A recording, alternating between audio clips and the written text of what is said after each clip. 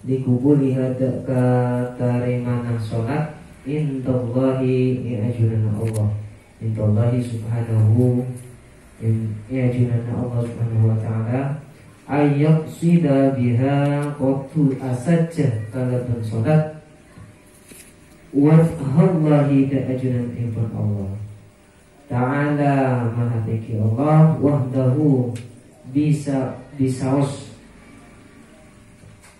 wa ayyakuna berkotubada makuluhu ta'ala musalli atau bisa sholat wa malbusuhu ban angkodah musalli angkuyah ban angkuyah musalli wa musallahu ban tempat musalli atau bisa sholat halalan paneka halal wa ayyuhdura ben kudu hadir qalbuhu atena sing salat atena orang sing salat fiha idadun salat falaisa maka tak lahu ikan di musaddiq min salatihi dari salat illa ma aqala angin bareng si mikir musaddiq minha dari salat wa alla yujibu biha ben kudu tak ujub musalli biha kalaban sholat.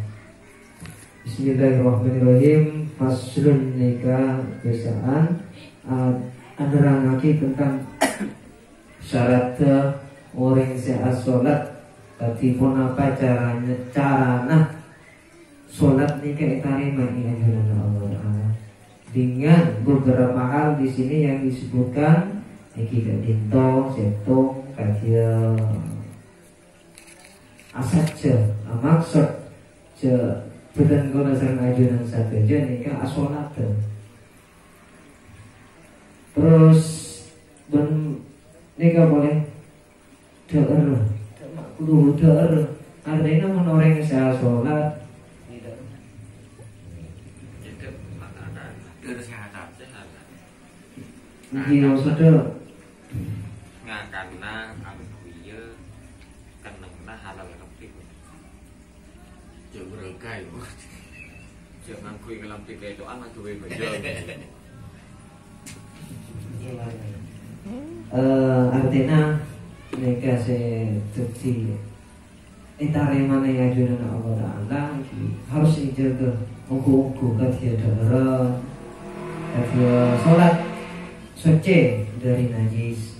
Terus tempat itu sebisa kita mencapai mungkin nih tahun nih bulan itare mana panten pada tahun nih cuman dengan syarat itu harus suci terus makanannya setiap hari tidak berbau haram atau misalkan makanan curian mungkin di situ tidak Allah itu tidak bisa menerima syaratnya seseorang. Cuma seseorang itu sudah melakukan perkara wajibnya, karena tak di otak mempermasalahkan. Namun masalah itarima atau tidaknya, saya pun musuh si pengarang kita matan sudah nikah tak itarima. Jadi harus dorong kotu makanannya sehat, sehat itu. Mungkin dari makanan sehat itu baiknya. Dia kalau saya ingat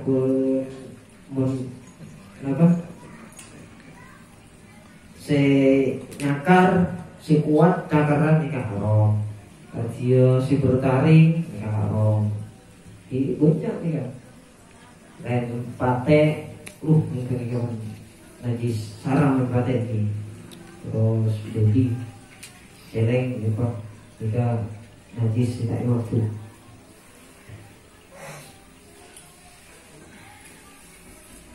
Wa ayyuhdura qalbuhu ban kudu hadir atena musolli.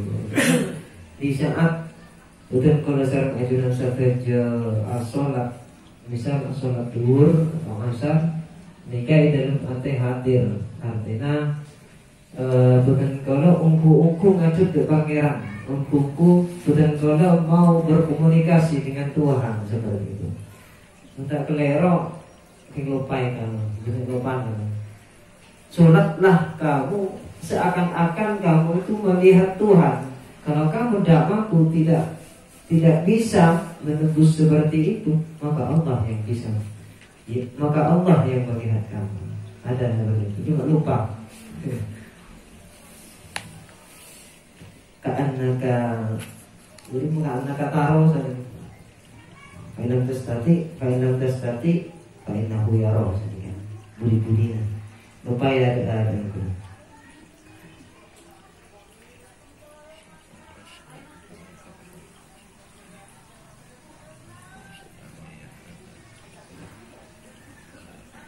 Falaysa lahu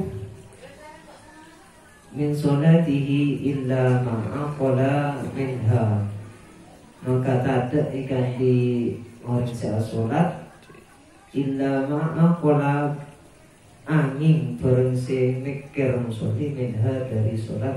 Wa alla yu'jiba ben kotu tak ujub nikah sombong. Itu menorang sombong nikah mungkin termasuk menggugurkan pahala atau diterimanya sholat kita. Kalau kita sombong, banyak sombong nikah ada beberapa hal, banyak, bukan hanya pengaruhnya akan betul. Salah satunya juga sombong itu karena aktif berjamaah orang kebetulan kok misalkan. Banyak macam aku tak bisa lagi.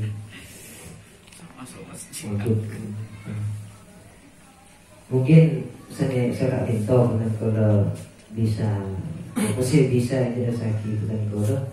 Jadi insya Allah pengajian ini kan apa? Kita nikah warna sekali tidak sakit tahun sembilan. Cuma nikah nggak boleh. Sopannya dan kalau lebih nasihat pengajian satu untuk lebih rinci boleh dalam lagi masalah sholat dengan kalau masalah itu Ustaz.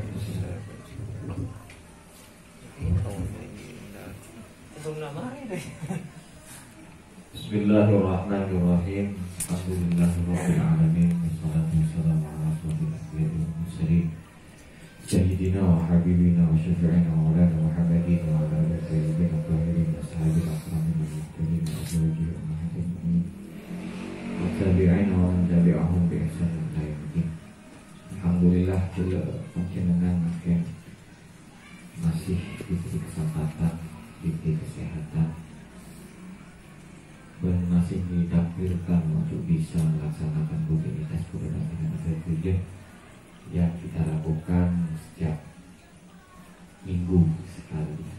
Moga-moga kenapa saya sudah bantu dengan lampai kayak itu tidak bisa terjadi istiqomah dalam dengan saja dan bisa asal dari Allah Subhanahu wa taala. Jika manusia boleh tak masalah. Ya, bagi ketika sudah akhir zaman ini tak butuh punya. Saya kebutuhan ini sebenarnya karena Islam itu ghoriban wa sayaudu ghoriban. Jadi Islam itu datang dalam keadaan aneh, asing. Gharib nikah asing. Asing ini aku sebuni. Terus wa sayaudu ghoriban dan bakal abadi dalam keadaan asing. Berbeda hadis boleh mengatakan kalau umat itu dibagi menjadi 73 golongan. Saya selamat nih pun kalau saya golongan. Jadi ketika itu banyak itu tidak dibutuhkan. Tapi saya dibutuhkan saya kuning. Tapi saya terima di Allah. Jadi mengatakan kan bagi arti utlubul istiqamah wala tatlubul karamah. Li'anna al-istiqamah ainul karamah. Jadi carilah keistiqamahan karena jangan cari kekeramatan, jangan cari kemuliaan. Coba masih penting. Keramat itu kan kenapa gitu? Oh banyak, kalau kita lihat dengan kasat mata itu sebanyak itu saya keramat. Tapi kita ainul karomah kayak itu beda dengan istiqomah. Jadi meskipun segini tapi karam. Terus kembali kepada apa sih kula panjenengan bareng lagi dulu syarat-syarat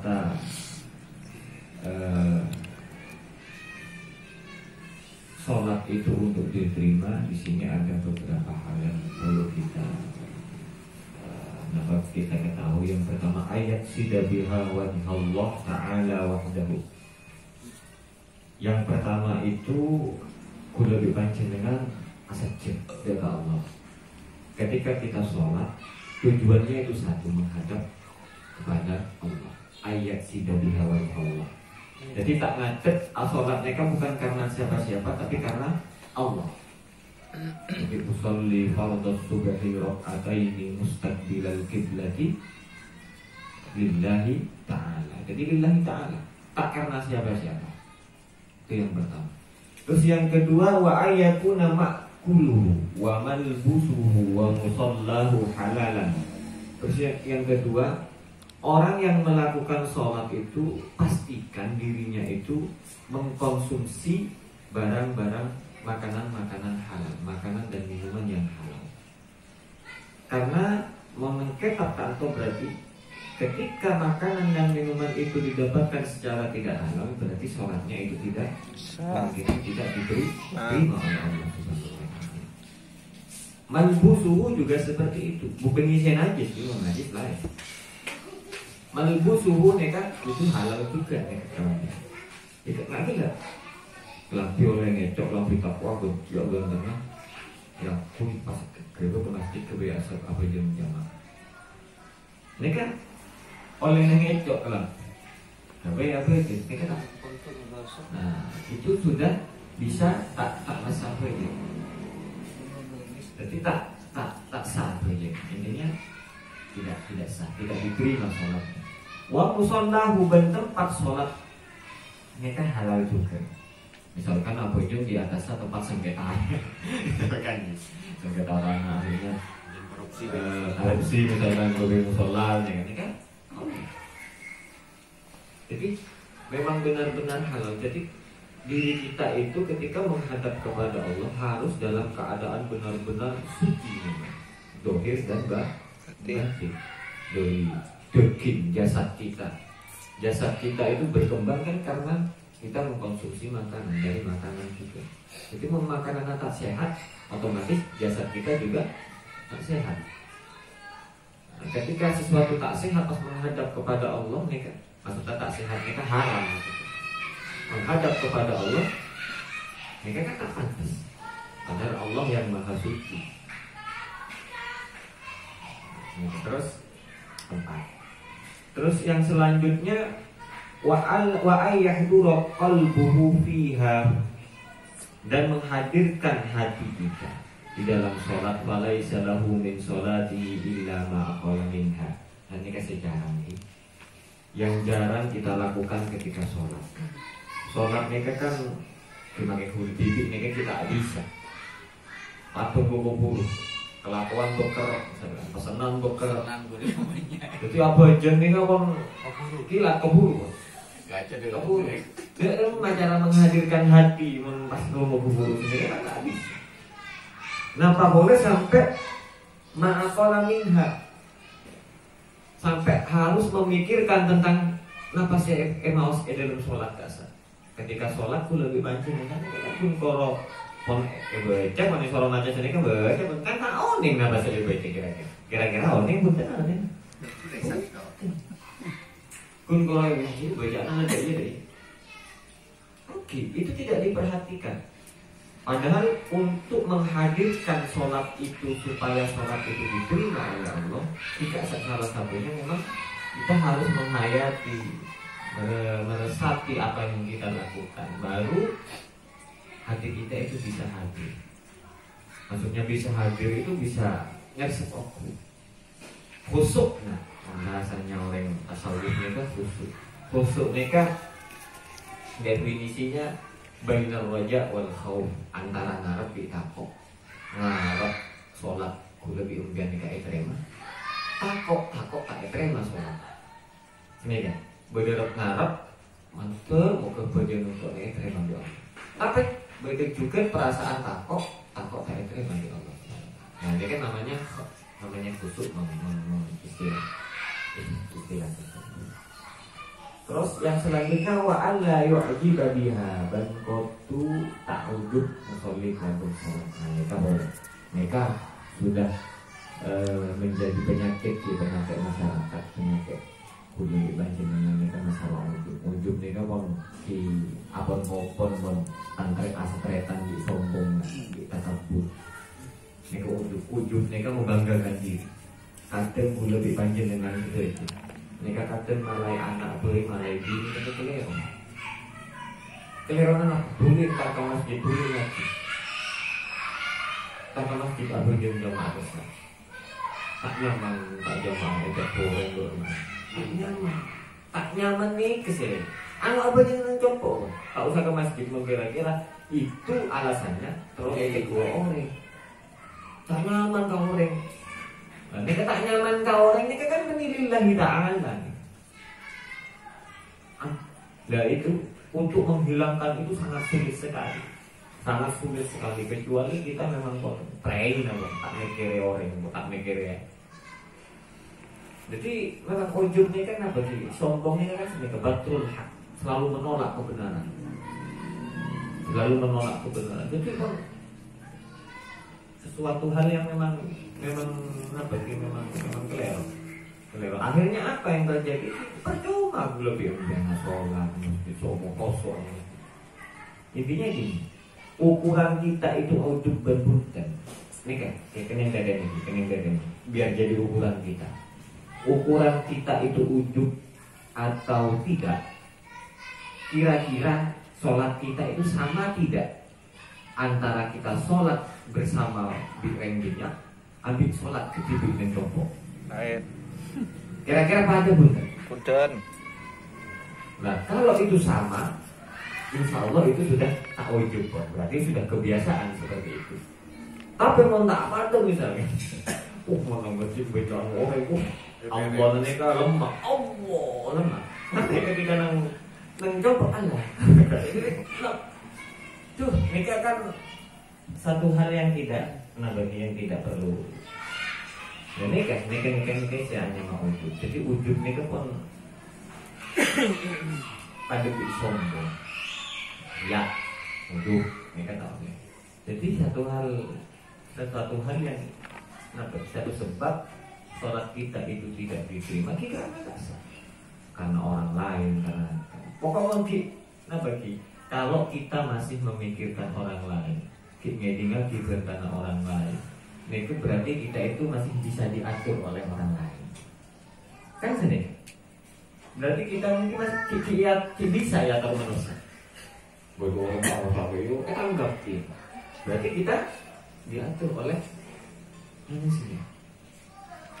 Pikir lebih atau manusia. Terpengaruh oleh manusia. Padahal hal-hal yang seperti itu memang tidak jodoh. Anggap kentok ini. Beres pun. Jadi intinya memang tidak bagi sombongnya itu telah ketahui. Karena ayat kesat la tusok irkhaddaka linnasi wa la tamshi fil ardi maraha. Tusok irkhaddaka ini kan ujub.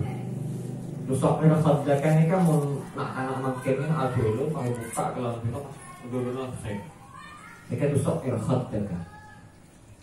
Itu arti yang sebenarnya. Cuman arti yang secara umumnya kan diujub rasa, ingin menampakkan kehebatannya, keistimewaannya, kelebihannya di depan orang lain.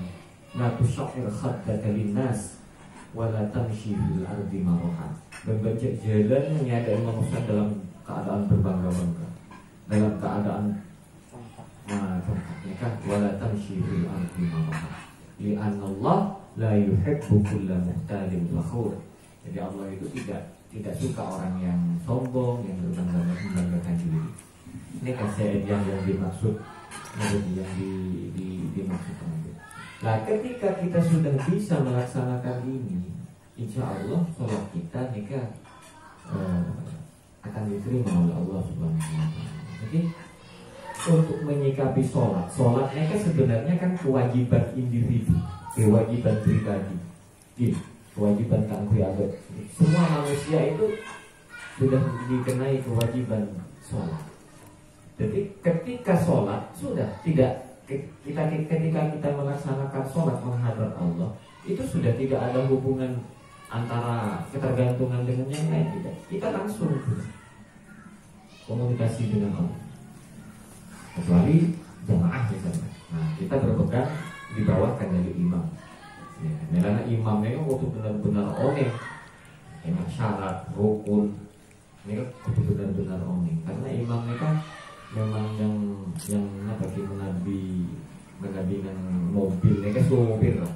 Supir mau tak oneng persen yang situ dua telur film macam ni. Ya, bisa-bisa nambah. Nah, sambil dengan sholat, imam itu juga seperti itu. Harus fasih, harus tahu, harus benar-benar tahu yang namanya syarat di rukun. Dia pas romo jadi imam. Nah, ketika pas jadi imam, sudah pelajari semua tentang sudah rukun, sudah sunat-sunatnya.